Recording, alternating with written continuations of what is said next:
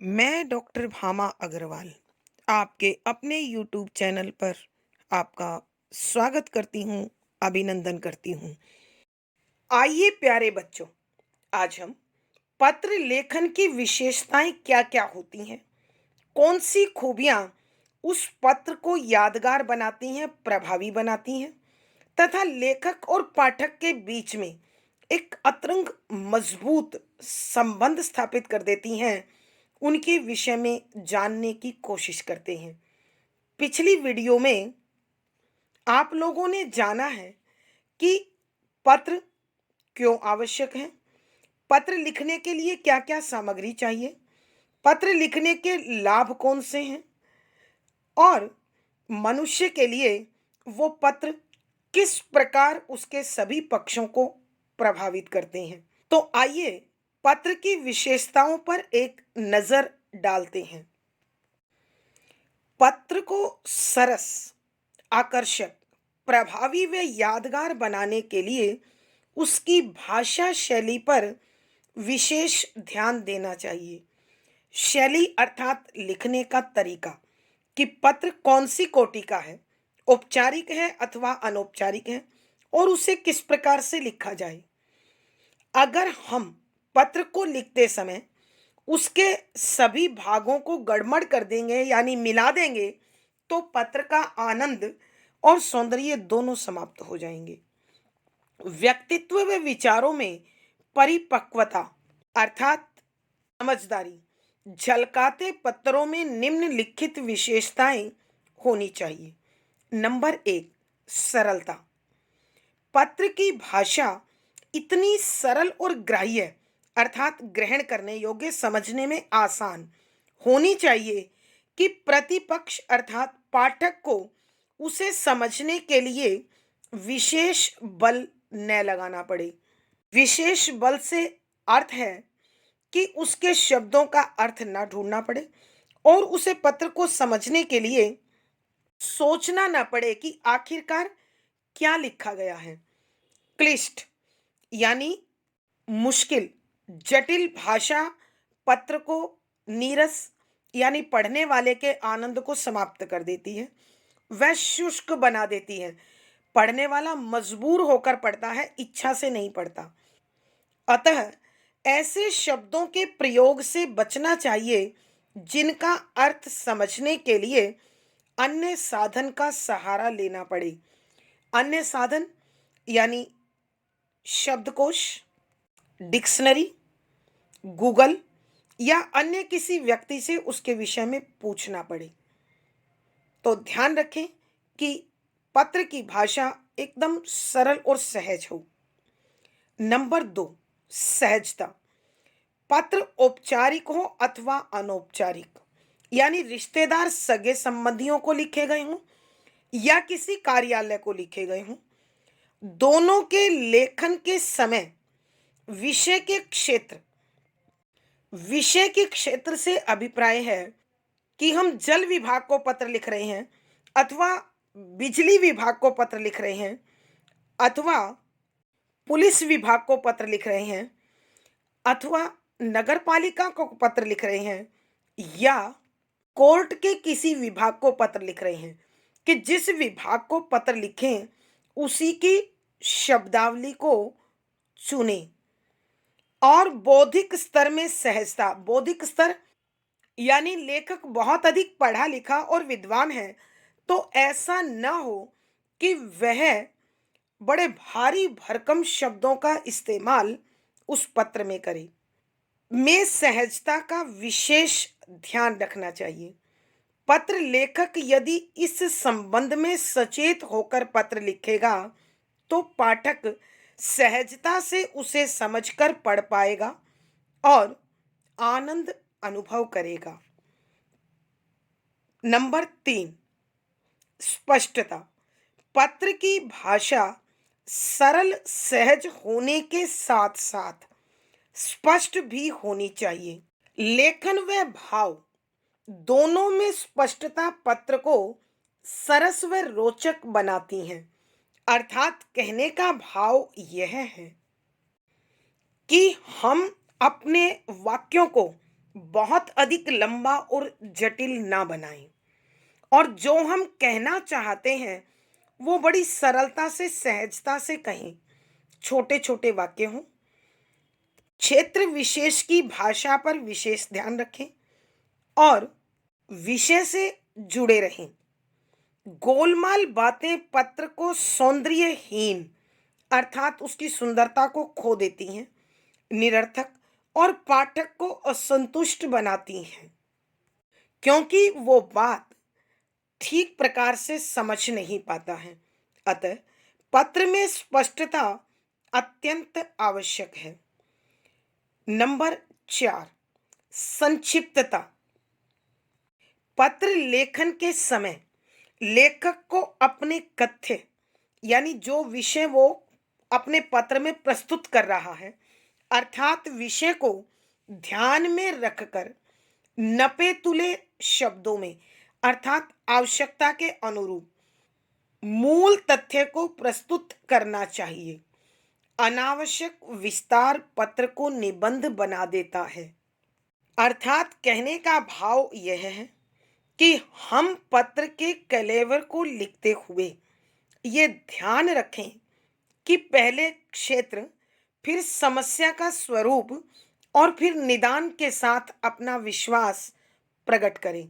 बिना मतलब एक साथ जोड़कर लंबी चौड़ी कहानी ना लिखें। अगर हम ऐसा करते हैं तो वह पत्र पत्र नहीं बचता, निबंध बन जाता है, जिससे समय और ऊर्जा दोनों व्यर्थ नष्ट होती हैं। समय लेखक का लिखने में, पाठक का पढ़ने में, ऊर्जा, शक्ति दोनों बेकार चली जाती हैं। अक्सर ऐसे विस्तृत पत्र बिना पढ़े ही फाइल का बोझ बन जाते हैं कि पाठक या संबंधित अधिकारी उसे पूरा पढ़ता ही नहीं और फाइल में लगा देता है। अतः लेखक गागर में सागर भरने वाला होना चाहिए, यानी थोड़े शब्दों में अपनी सारी बात कह देने वाला होना चाहिए। नंबर 5, मौलिकता। प्रत्येक व्यक्ति की अपनी विचारधारा, प्रस्तुत शैली और शब्दावली होती है। यदि लेखक किसी अन्य पत्र की भाषा अथवा विषय को आधार बनाकर पत्र लिखेगा तो उसका अपना सौंदर्य नष्ट हो जाएगा।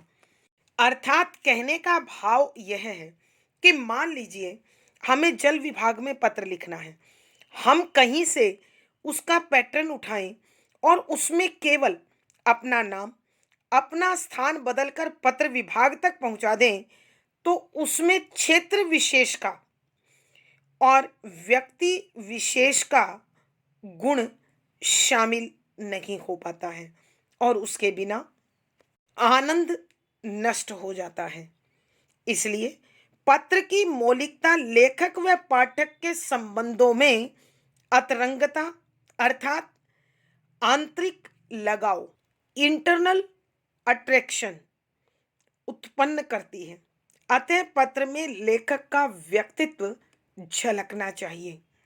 नंबर 6, सौंदर्य अथवा आकर्षण। औपचारिक एवं अनौपचारिक दोनों ही प्रकार के पत्रों की अपनी लेखन शैली होती है। पत्र विशेष की शैली का अनुकरण करते हुए शब्दों के बीच नियत दूरी यानी निश्चित स्थान बनाकर उचित विराम चिन्हों के साथ अर्थात ध्यान रखें कहाँ अल्प विराम आएगा, कहाँ अर्ध विराम आएगा, कहाँ पूर्ण विराम आएगा, कहाँ प्रश्न सूचक चिन्ह आएगा, कहाँ संबोधन सूचक चिन्ह आएगा। इन पर अवश्य ध्यान रखें।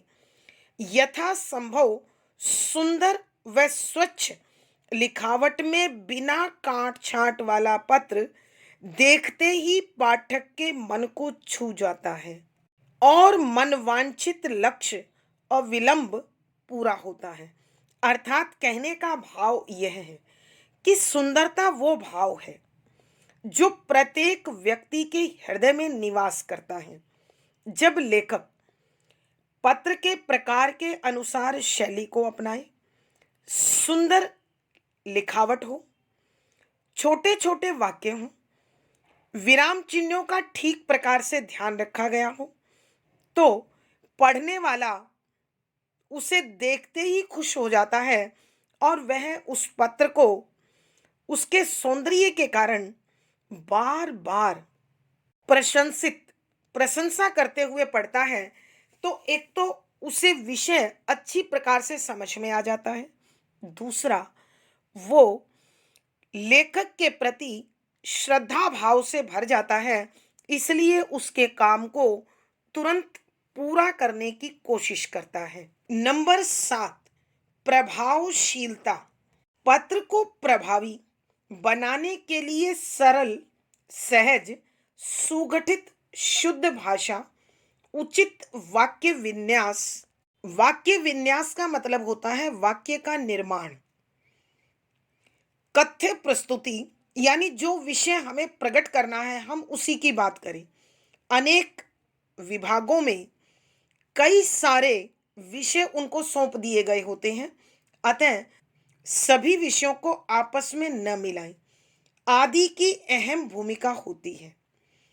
पत्र को प्रभावी बनाने के लिए सरल, सहज, सुगठित, शुद्ध भाषा, उचित वाक्य विन्यास, कथ्य प्रस्तुति आदि की अहम भूमिका होती है। अर्थात कहने का भाव यह है कि भाषा को शुद्ध रूप में प्रयोग करें, वाक्यों का निर्माण ठीक प्रकार से करें। ऐसा ना हो कि वाक्य को पूर्ण किए बिना हम अपने विराम चिन्हों का ध्यान दिए बिना जहां कहीं मन करे वहीं लगा दें और अपने विषय पर केंद्रित ना रहें, क्योंकि एक एक विभाग से जुड़े अधिकारी के पास कई विषय होते हैं। कई बार लेखक उसकी प्रशंसा के लिए सभी को आपस में मिला देता है, तो ऐसे में पत्र अपने प्रभाव को, अपने महत्व को, अपनी उपयोगिता को खो देता है। ऐसे पत्र पाठक अथवा अधिकारी को इस प्रकार मोहित कर लेते हैं, अर्थात जो लेखक इन सब विषयों का ध्यान में रखकर पत्र लिखता है, तो अधिकारी देखते ही उस पत्र पर मोहित हो जाता है, प्रभावित हो जाता है कि वह लेखक की आवश्यकता की पूर्णता को अग्रसर होता है, कि वह देखता है कि ये जो लिखने वाला व्यक्ति है यह क्षेत्र विशेष का विशेष ज्ञान रखता है और भाषा का जानकार है, इसलिए वो तुरंत उस कार्य को पूर्ण करने की कोशिश करता है। नंबर 8, उद्देश्य पूर्णता। पत्र की विषय वस्तु प्रस्तुतिकरण ऐसा होना चाहिए कि पाठक के मन में कोई जिज्ञासा या उलझन न बने। अर्थात कहने का भाव यह है कि औपचारिक पत्र लिखते समय औपचारिकता का विशेष ध्यान रखें और अनौपचारिक पत्र लिखते हुए हृदय के भावों पर बल दें। ऐसा ना हो कि हम औपचारिक को निजी पत्रों की भांति लिख दें, तो ऐसे में पत्र की सुंदरता और उद्देश्य दोनों खो जाते हैं। संदेह अथवा शंका उत्पन्न करने वाले पत्र उद्देश्यहीन व सारहीन होते हैं। यानी विषय को यदि हमने स्पष्ट नहीं लिखा है, तो उसे ठीक से प्रस्तुत नहीं किया है, तो अधिकारी उस पत्र को समझने में नाकामयाब होता है और नतीजा हम अपने उद्देश्य को पूर्ण नहीं करवा पाते हैं। अतः लेखक को सचेत होकर पत्र लिखना चाहिए। नंबर 9, शिष्टता। पत्र लेखक को पत्र में हमेशा शिष्टाचार का पालन करना चाहिए कि अधिकारी का विशेष नाम क्या है, अर्थात उसके पद का विशेष नाम क्या है, वह कौन कौन से दायित्वों को संभाले हुए हैं, इन विषयों का ध्यान में रखें और यह भी ध्यान रखें नाराजगी और असंतोष को भी शालीनता से प्रकट करना चाहिए कि यदि किसी विषय को लेकर हम उस विभाग से शिकायत रखते हैं तो भी शालीन शब्दों का प्रयोग करें, क्योंकि अनुचित शब्दों का प्रयोग अधिकारी के मन को क्रोध से भर देता है। परिणामतः वह लेखक को चुनौती दे डालता है और कार्य पूर्ण नहीं करता है। अनावश्यक खींचतान आरंभ हो जाती है। अभद्र व अशिष्ट भाषा व्यक्तित्व व पत्र का महत्व समाप्त कर देती है। अर्थात यदि हमने भाषा को सही रूप में प्रयोग नहीं किया तो न तो पत्र महत्वपूर्ण बनता है और लेखक का व्यक्तित्व भी भद्दा हो जाता है, अपमानित हो जाता है। शिष्टता से रखी गई बात संबंधों को प्रगाढ़ करते हुए सकारात्मक दृष्टिकोण के साथ उज्जवल भविष्य का निर्माण करती है। अर्थात कहने का भाव यह है, यदि हमें किसी की कोई बात स्वीकार नहीं है अथवा उसकी कार्यशैली हमें उचित नहीं लगती, तो हम बड़ी शालीनता के साथ, विनम्रता के साथ अपनी बात को रखेंगे, तो संबंधित अधिकारी का हमारे प्रति उदार दृष्टिकोण होगा और वह हमारे कार्य को पूर्ण करने के लिए तत्पर होगा। संक्षेप में हम कह सकते हैं कि पत्र लेखन एक ऐसी कला है जो व्यक्तित्व को उजला बनाकर सकारात्मक वातावरण निर्मित करती है। ऐसे पत्र लेखक का जीवन सुखद व आनंदमय होता है। अतः सुखी, सफल, सम्मानित जीवन के लिए पत्र लेखन शैली सीखनी चाहिए। आज की कक्षा में प्यारे बच्चों इतना ही। पिछली वीडियो में जो हमने पत्र लेखन सामग्री, पत्रों के लाभ, मानव जीवन में पत्रों का महत्व आदि जो पढ़ा था, उसका लिंक डिस्क्रिप्शन बॉक्स में मिल जाएगा। अगली वीडियो में हम पत्रों के प्रकार के विषय में अध्ययन करेंगे। आशा है आज का पढ़ा गया विषय आपको अवश्य समझ में आया होगा। अपने भाव व विचार कमेंट बॉक्स में लिखें। वीडियो को लाइक करें, शेयर करें और चैनल सब्सक्राइब करें। आपका दिन और जीवन आनंदमय हो, इसी शुभकामना के साथ आभार, धन्यवाद।